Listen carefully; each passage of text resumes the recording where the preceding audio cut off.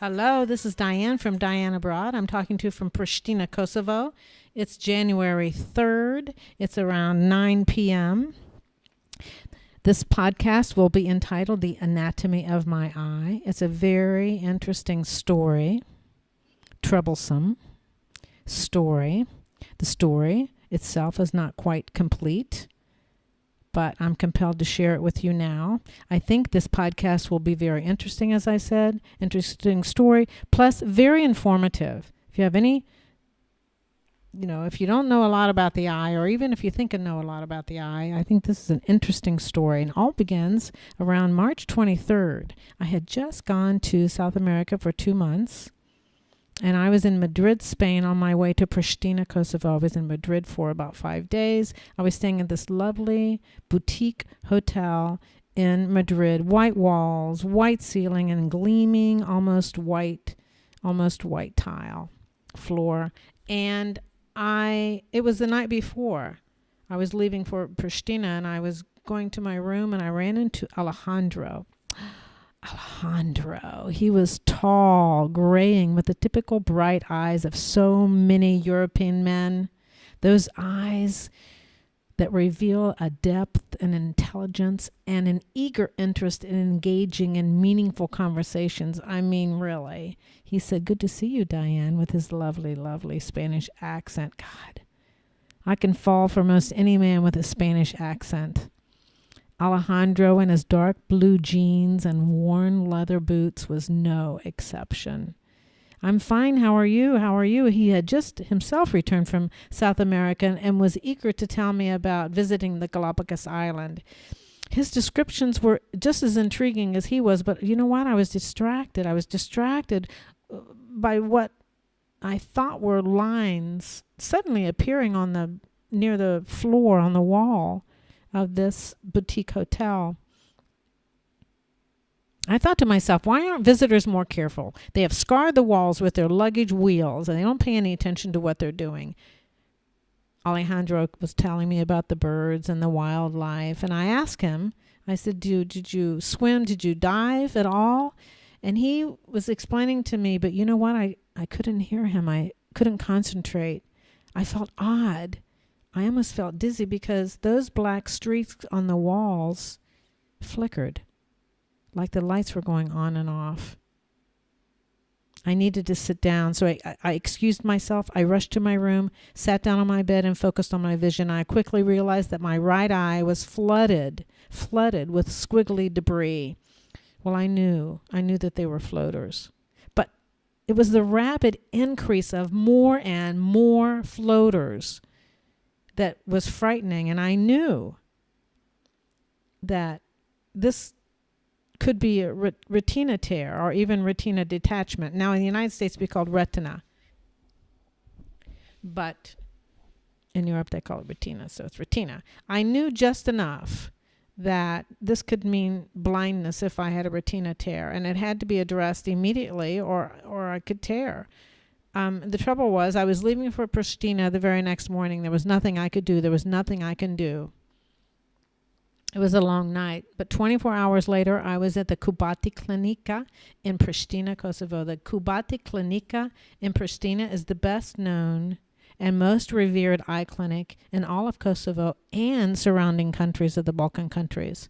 I met my doctor, Dr. Mohammed Jakoli, who is a vitreous retinal surgeon. He studied in Finland and I think he studied in Turkey. I don't know. But he is a well-respected surgeon.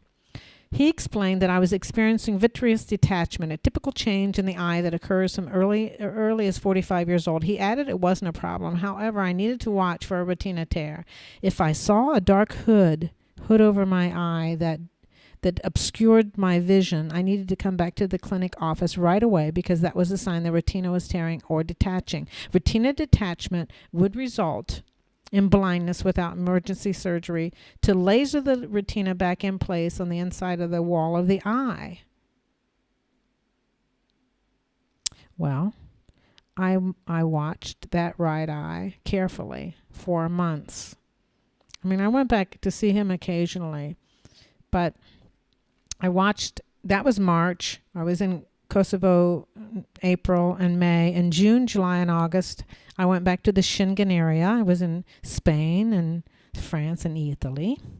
And then end of August, I was coming back to Prishtina. I still had floaters in my right eye. And suddenly, 2 days before I came back to Prishtina, I started getting floaters in my left eye.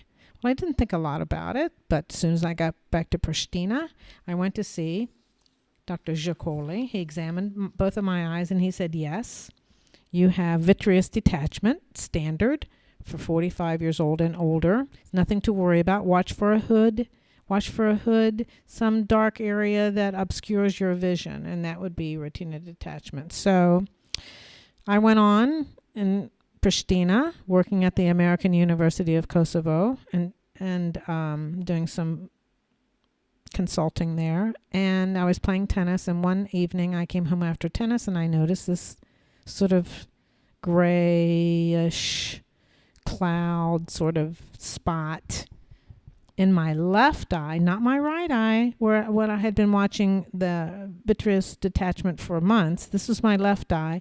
We'd been watching this for about a week, and I noticed some gray area. I was confused. I didn't know if it was a shadow. At first I thought it was a bead of perspiration after playing tennis, but no. The next day I realized indeed there was a dark area. I went in to see the doctor. He examined my eye. He leaned back and turned around and talked to Ghana, his nurse, in Albanian. And then he turned to me and said, yes, you have retina tear. He said, let's take a picture. So they did ultrasound on my eyeball, and I could see where the retina was torn. And he sat down again to me and said, you had severe myopia as a child? And I said, yes. I explained that I started wearing glasses at 10 years old. And he said, and then did you have complications during cataract surgery in your left eye? I said, actually, I did. He said, tell me. I said, well, the right eye, I had cataract surgery in 2012 on Amelia Island.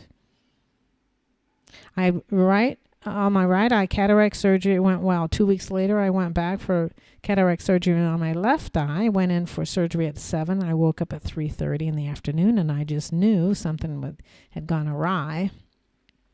I went home that night and went to see my doctor and Amelia the very next day to check the eye. I couldn't see anything. Unlike post-op in my right eye, I couldn't see anything in my left eye. It was just a big black hole. And the doctor and Amelia said to me that my lens had disintegrated in my eye and had fallen into the bottom of my eye, and he had to pick it out. That's what took so long. And then he handed me a check for $1,250. He said the check, $1,250, I had given him a check actually for special lens for this eye because I had myopia where the eye is misshapen, and so I bought this special lens for this eye, this left eye.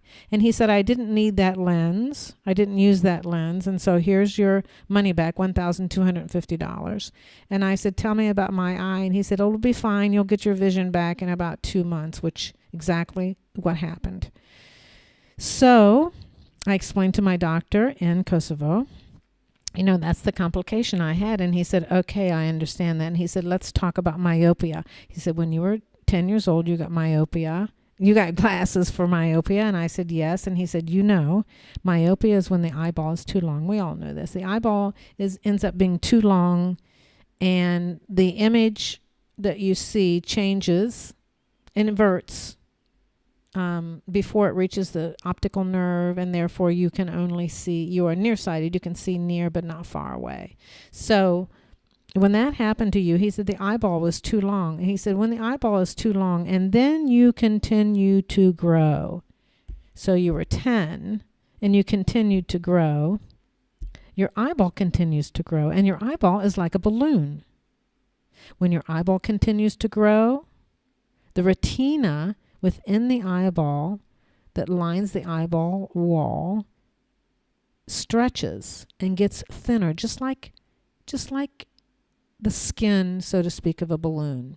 So when you had myopia and you continued to grow, your retina thinned out. Then, in 2012, when you went for your cataract surgery, the doctor made a common error. It's a very common error where he somehow hit the lens and the lens disintegrated.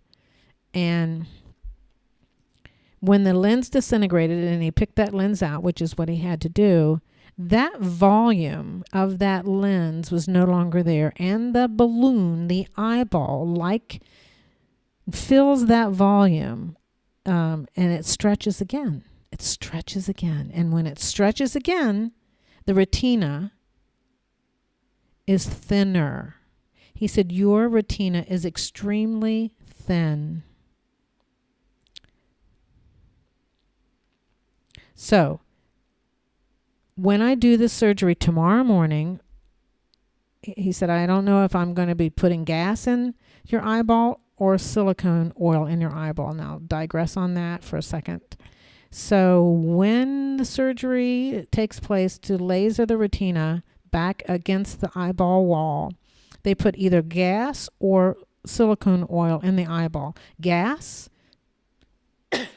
dissipates in 1 or 2 months and is replaced with water.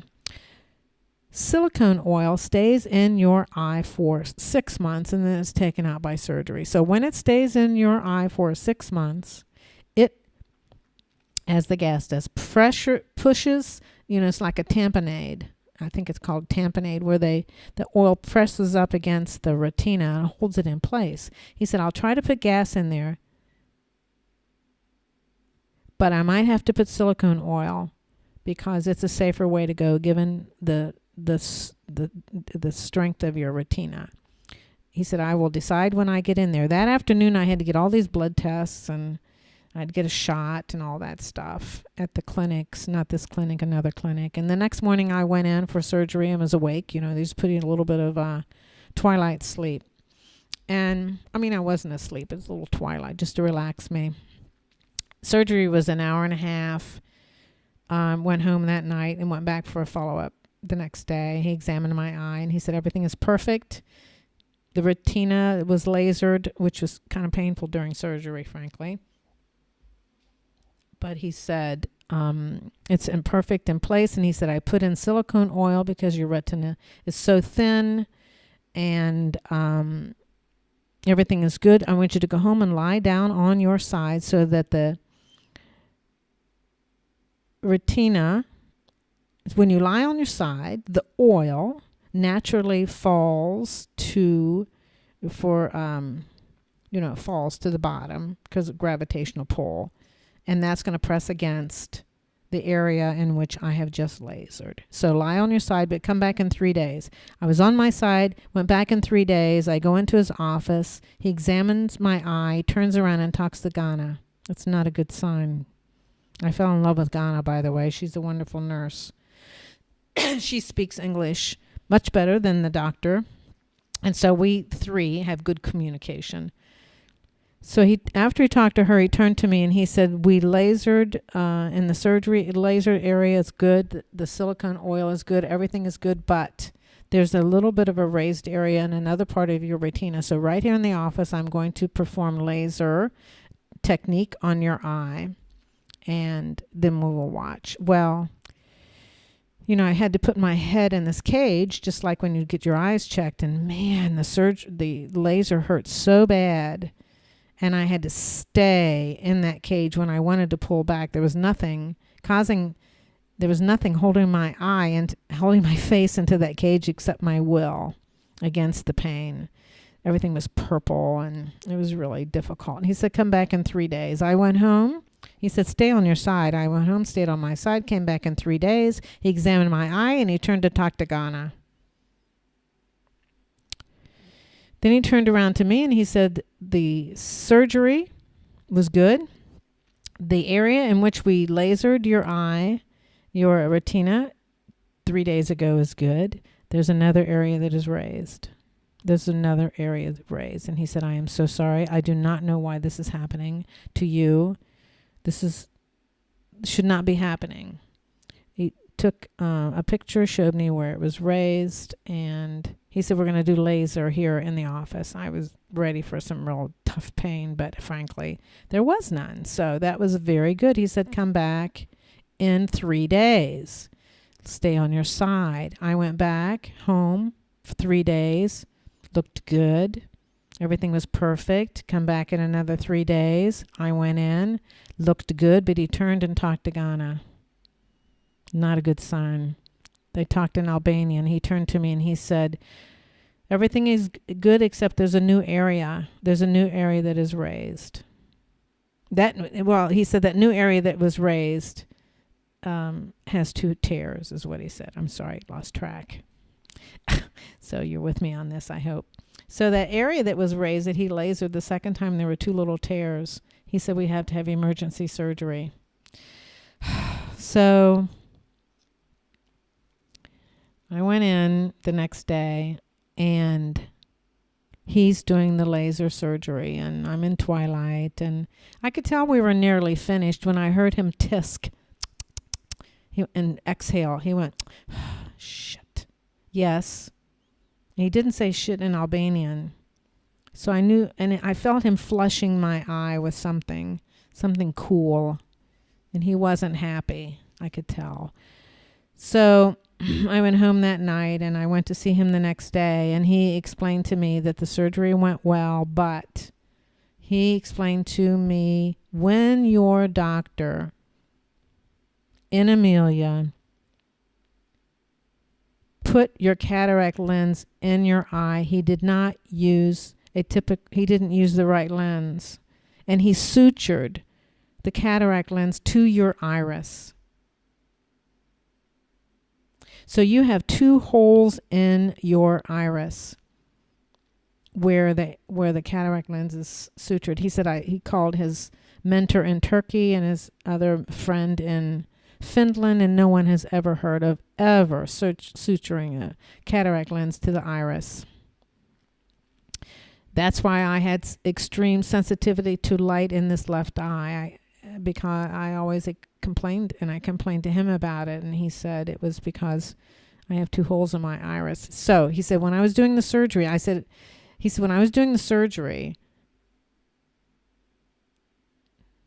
the oil seeped through one of those sutures, and now you have oil in between your lens and your cornea. He said, this is very dangerous, and it's in the part of your eye that communicates. We will have to watch this. So I want you to come back in 3 days, and we'll look at it. So now I've had 2 surgeries and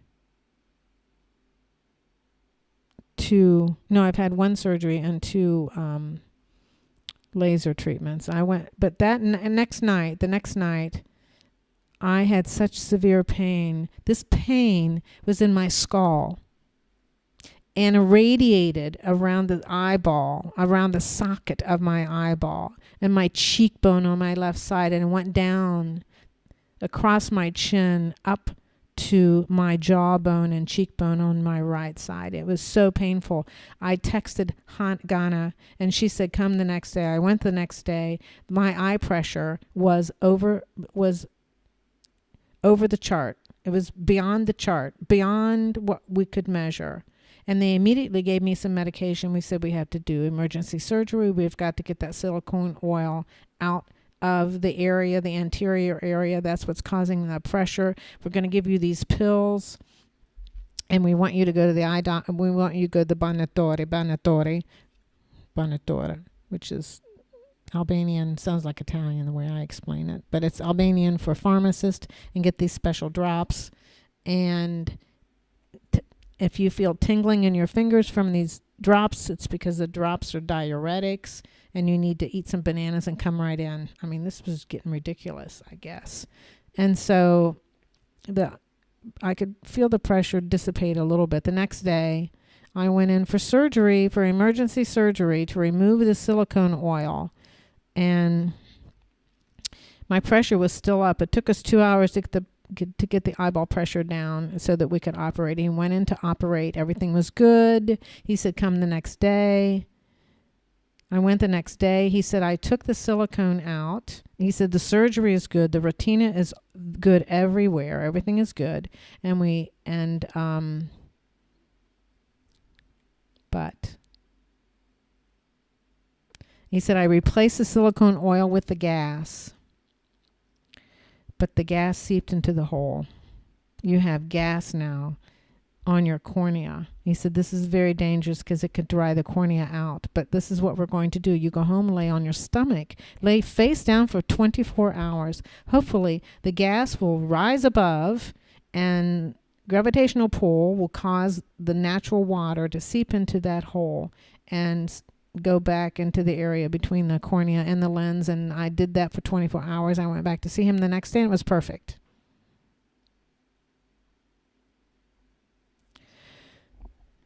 So we have lasered the entire retina. There's gas in my eyeball. Everything is good. The gas will dissipate in 6 weeks on its own. I can't travel. I can't go above the altitude that we have because there's too much pressure. My tickets to Malta were canceled. I didn't go to Malta for the holidays. That's fine to save my sight. And 4.5 weeks, which was just last week, 4.5 weeks, I found a shadow. I went in to see the doctor. Retina tear. He said it's virtually impossible, less than 2% of the population this ever happens to. He said, but we have to have emergency surgery. I got the blood tests. I did the shots. I did the whole thing. And on Friday, the 30th of December, I think, I went in for emergency surgery, and he fixed the retina and he replaced with the gas with silicone oil. And I went to see him the next day afterwards, and he said that there was some PVR developing now. I'm not going to this podcast is already 23 minutes long, but the PVR, I think, something like this. It is the pigment behind the retina that kind of emerges, and the cells in the pigment are overzealous and multiply, and they grab the retina and they pucker the retina, and that's what the last shadow I saw. And he said he was able to, if you get PVR throughout your whole eyeball, forget it. You can't save the sight. And usually PVR is rampant and rapid growth in young children, but not in old people. So he said it's good that you're old. And he said, I think it's going to be fine. And I said, PVR. He said, yes, you had it once before. This was the second time you got it. And he said, it takes 4 weeks to develop. And I said, yes, 4.5 weeks after this last surgery was when I found this shadow. And he said, yes. And I said, when do we stop? When do we stop this? He said, we don't. He said, the macular area is fine. He said, this is going to be fine. He said, I don't want you to worry. Well, I've fallen in love with him and his wife and his children and Ghana and everyone in the Kobati clinic. And I did the rational emotive therapy thing. What's the worst thing can happen? Well, the worst thing can happen is I could lose sight in my left eye. Well, I know someone who lost the left eye when she was 24. She's 49 now. She seems to be doing fine, and if she can do it, I can do it, I guess. The thing about travel and having only one eye is that, it's a problem with depth perception, getting on and off those trains. And I don't know what tennis would be like, but anyway, it's not the worst thing. But I have confidence in my doctor. And I just got this thin retina. I put it on Facebook. Should I have? I don't know. But I'm telling you what, I just really needed a lot of prayers. And quite a few people answered my prayers on Facebook, and so I appreciate that so much. The surgery went well. The deadline for this, now we're on, we're on watch for 4 to 5 weeks. And 4 to 5 weeks, if no more PVR, I'm home free. So we will see. Thank you so much for listening to this. And I hope you learned something about the retina and cataract surgery, and also myopia. And I will keep you informed about what happens with my eye. I'm so glad you listened today, and I hope to see you soon on the podcast. This is Diane from Diane Abroad. The best of New Year's for you in 2018. Bye-bye. Ciao, ciao. Dong, dong.